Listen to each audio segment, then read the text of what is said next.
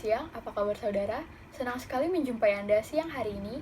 Saya, Tasya Rahmania, melakukan siaran langsung dari rumah dengan sejumlah informasi terkini hanya di Kini News. Berita yang pertama, meluasnya persebaran COVID-19 di wilayah DKI Jakarta menimbulkan keresahan bagi para warganya. Pemerintah Indonesia telah menerapkan berbagai upaya pencegahan rantai penularan COVID-19, di antaranya PSBB, karantina wilayah, dan juga lockdown.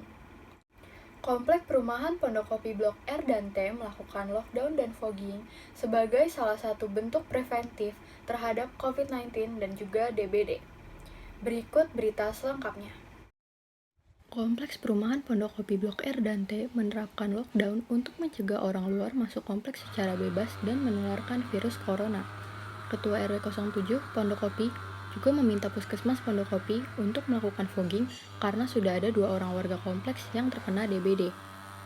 Wilayah kita khususnya di lingkungan RW 07, terutama Blok R dan T, kita buat lockdown karena di sini memang lintasan jalan tembus manusia. Karena penyakit ini yang kita takutin bukan ininya, tetapi penyebaran dari orang lain. Karena kita tidak tahu, misalnya saya sebagai pembawa, tetapi saya nggak tahu bahwa saya pembawa virus itu, kuman itu, dan dapat menularkan kepada manusia lain atau warga lainnya. Maka kita antisipasi pertama dengan satu lockdown, kedua masyarakat kita himbau untuk tidak keluar rumah, isolasi diri, mandiri. Nah, langkah-langkah itu, isolasi mandiri itu kenapa? Karena kita di RT khususnya 345 ini, warga kita di RT 6 dan 7 memang sudah positif corona. Jadi wilayahnya dekat sekali. Makanya kita menghimbau warga untuk kalau tidak ada kepentingan benar, kita lockdown. Ternyata bukan hanya virus corona yang sedang mewabah di DKI Jakarta. Kebanyakan itu sekarang ini banyak kasus-kasus yang dilaporkan kepada saya selaku pengurus RW adalah DBD, demam berdarah. Di komplek kita sudah kena 4 warga kita, warga RT 04 dan RT 05 itu telah dirawat di Rumah Sakit Islam Pondokopi karena kena DBD. Makanya saya mengajukan permohonan fogging kepada Puskesmas Kecamatan Durensawit, Jakarta Timur untuk dilakukan fogging di seluruh wilayah RT 01 sampai 07, tetapi RT 01 dan 05 yang saat ini diadakan fogging karena di RT 6 dan RT 7 sedang ada warga kita yang isolasi diri mandiri. Jadi petugas dari Puskesmas mengatakan, Pak, kalau ada yang sedang isolasi tidak boleh kita mengadakan fogging. Kalau ngadain fogging nanti warganya keluar berkerumun. Itu yang ditakutkan saat ini, jangan sampai kita berkerumun lebih daripada 5 orang dan sesuai juga dengan peraturan Gubernur DKI Jakarta. Itu saja saya rasa yang dapat saya sampaikan pada masalah kasus Corona COVID dan DBD saat ini. Terima kasih. Berita selanjutnya terkait dengan COVID-19 yang sedang mewabah. Saat ini saya sudah terhubung dengan salah satu dokter yang bertugas di Rumah Sakit Rujukan COVID-19, yaitu Dr. Tatiana di RSPAD Gatot Subroto. Halo, selamat siang. Selamat siang. Ya, selamat siang Dr. Tatiana. Saya Tasya Rahmania dari Kini News. Ya, bagaimana? Bisa sedikit dijelaskan, Dok, terkait COVID-19 saat ini? Oh, baik. Ya, saya akan jelaskan. Sebelumnya, Assalamualaikum warahmatullahi wabarakatuh. Untuk para pemirsa, saya Dr. Tatiana, dinas di RSPAD Gatot Subroto, Rumah Sakit Rujukan COVID-19.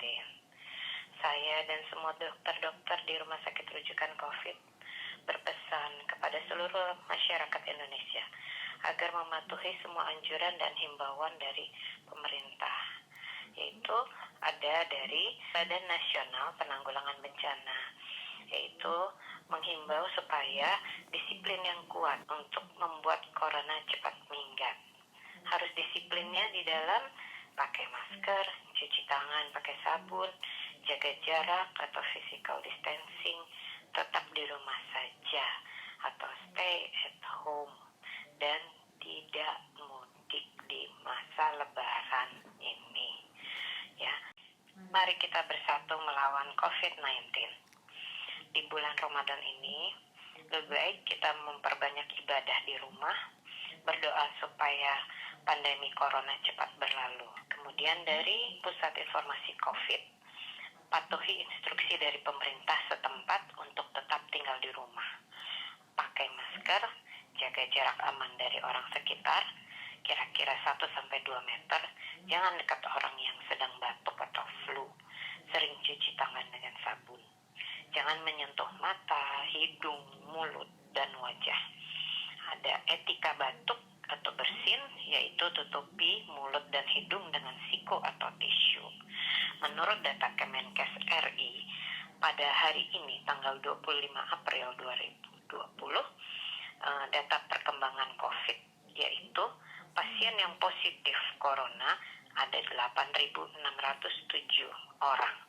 Pasien yang sembuh ada 1.042 orang, dan yang meninggal 720 orang. Orang yang ODP ada 206.911, yang PDP 19.084 orang di 34 provinsi dan 280 kabupaten atau kota. Bulan puasa ini lebih baik kita menjaga kondisi, tingkatkan imunitas dengan tetap aktivitas fisik, olahraga, berjemur di pagi hari, makan bergizi seimbang, tidur 6-8 jam sehari. Rencanakan rutinitas harian. Jangan sampai terkena atau tertular virus corona. Nah, tiba saatnya bagi umat Islam di seluruh dunia menjalankan ibadah puasa di bulan Ramadan. Pandemi COVID-19 saat ini tentunya tidak menurunkan semangat kita untuk tetap beribadah dengan baik. Semoga keberkahan dan kesehatan selalu menyertai kita dan keluarga. Sambut Ramadan dengan hati yang sukacita dan penuh semangat. Selamat menunaikan ibadah puasa Ramadan 1441 Hijriah. Demikianlah pesan kami para dokter di Rumah Sakit Rujukan COVID.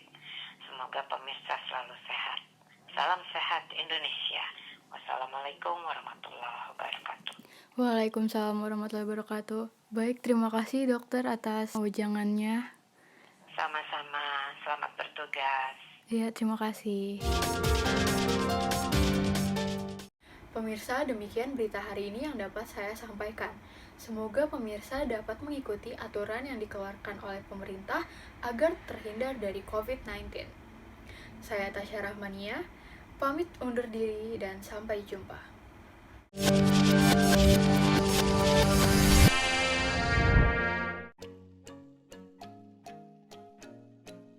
Nilai berita yang terkandung pada dua berita yang ditayangkan sebelumnya yaitu yang pertama adalah nilai magnitude atau pengaruh. COVID-19 menyebabkan beberapa wilayah mengalami lockdown. Hal ini berpengaruh terhadap lingkup masyarakat, bukan hanya perekonomian, melainkan segala aspek. Nilai yang kedua adalah nilai timelines atau aktualitas. COVID-19 menjadi salah satu wabah penyakit yang baru saja muncul pada akhir tahun 2019 di Wuhan, China. Hal ini menjadi berita aktual bagi masyarakat karena berita tersebut adalah suatu kebaruan. Kebaruan yang dimaksud adalah sesuatu yang terbaru.